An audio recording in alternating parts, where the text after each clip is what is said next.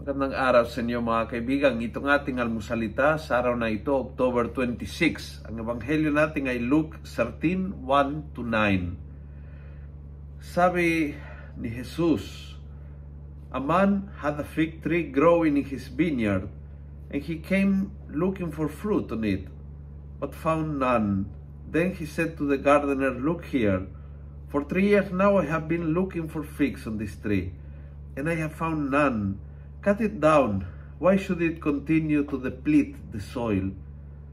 The gardener replied, 'Leave it 1 more year, so that I may dig around it and add some fertilizer. Perhaps it will bear fruit from now on. But if it doesn't, you can cut it down.'"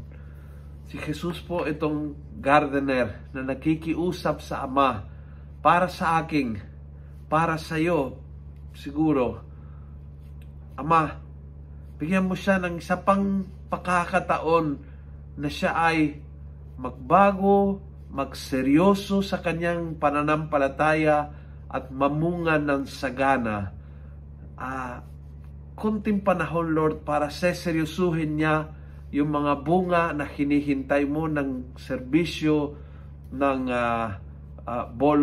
pagiging volunteer, na magpatawad, na magiging generous, na magbago ang kanyang pagiging masungit o na matutong magiging palakaibigan sa opisina o na marunong maging maayos ang pakikitungo sa mga in-laws, etc. etc. Bawat isa sa ating alam nating kung ano ang bunga na hindi pa binibigay sa Panginoon. Nakikiusap si Jesus sa Ama para sa iyo, para sa akin. Bigyan mo ng isa pang pagkakataon.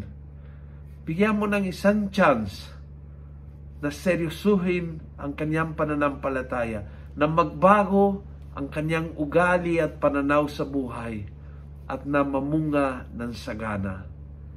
Naway, seryosuhin natin itong pagkakataon na binigay ng Panginoon at maging tunay na Kristiyano sa isip, sa salita, at higit sa lahat sa gawa.